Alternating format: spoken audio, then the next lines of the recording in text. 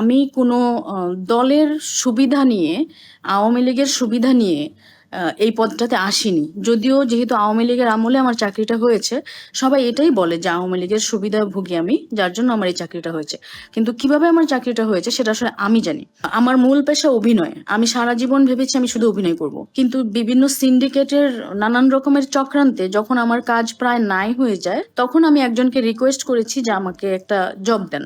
আমি দুজনকে রিকোয়েস্ট করেছিলাম, আমার প্রোফাইল দিয়েছিলাম। যখন একজন রিসিভ করলেন আমার প্রোফাইল, আমার কি চাকরি হবে আমি নিজেও জানি না, কারণ এরকম যে চুক্তিভিত্তিক চাকরি আছে সরকারি, আমার চাকরি হওয়ার সময়টাতে আমি জানলাম যে এরকম কিছু পদ আছে। আমি আগে জানতামও না। আমার প্রোফাইল যাচাই বাছাই করে আমার শিক্ষাগত যোগ্যতা দেখে এবং প্রায় 6 মাস ধরে আমার ভেরিফিকেশন করা হয়েছে। যদি আমি সরকারি সুবিধা নিতাম, আমাকে এখানে একদিনের নোটিসই বসিয়ে দেওয়া যেত। প্রায় 6 মাস আমার এলাকা, আমার সব আত্মীয় স্বজন সবকিছু ভেরিফাই করে, আমার যাচাই বাছাই করে আমাকে চাকরিটা দেওয়া হয়েছে। এবং আমি বিশ্বাস করি যে আমার দায়িত্ব আমি খুবই চমৎকারভাবে পালন করছিলাম, কারণ আমার অফিসের আমার বসেরা তাই বলেছে। এবং আমি যখন যে কাজটা করি খুব ডেডিকেটেডলি করি।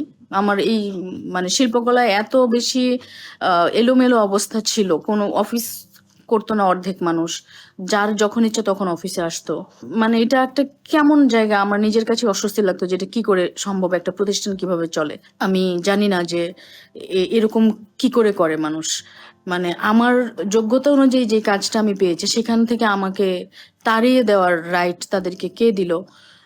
এটা এখন যখন সবকিছু নতুন ভাবে চলতেছে, নতুন নিয়ম হচ্ছে দেশে, সবকিছু ভালো হবে, সবকিছুই ভালো হবে, তাহলে এই যে টেনে হিচড়ে এক একজনকে পদ থেকে নামানো হচ্ছে, সেটা আসলে কিরকম ভালো আমি বুঝতে পারছি না। আমরা এতদিন ভিডিওতে দেখেছি, বিশেষ করে হিন্দু চাকরি, যতই মুখে বলুক হিন্দুরা এই দেশে প্রোটেক্টেড, হিন্দুদের কিছু করা হবে না, তাদেরকে গার্ড দিয়ে রাখা হবে।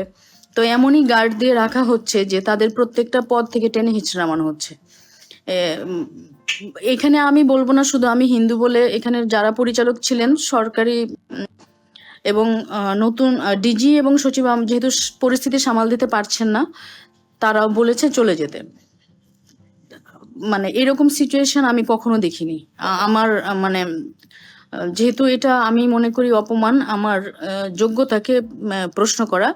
আমি নিজেকে অনেক সামলে এসছি। আমি যদি ওখানে আরো ঝামেলা করতাম, হয়তো আমাকে আজকে একটা বাজে সিচুয়েশনে পড়তে হতো। এবং ওনারা সাংবাদিকদেরকে অলরেডি জানিয়ে দিয়েছে আমি অফিসে ঢোকার সাথে সাথে যে তারা ব্যবস্থা নিবে আমাদের বিরুদ্ধে, সাংবাদিকরা যেন আসে। তো সাংবাদিকরা সেই জন্য আমাকে ফোন করছিল। এবং তারা যখন সবাই একসাথে আমার রুমের সামনে আসছে, আমি জানি যে এখানে একটা সিন ক্রিয়েট হবে।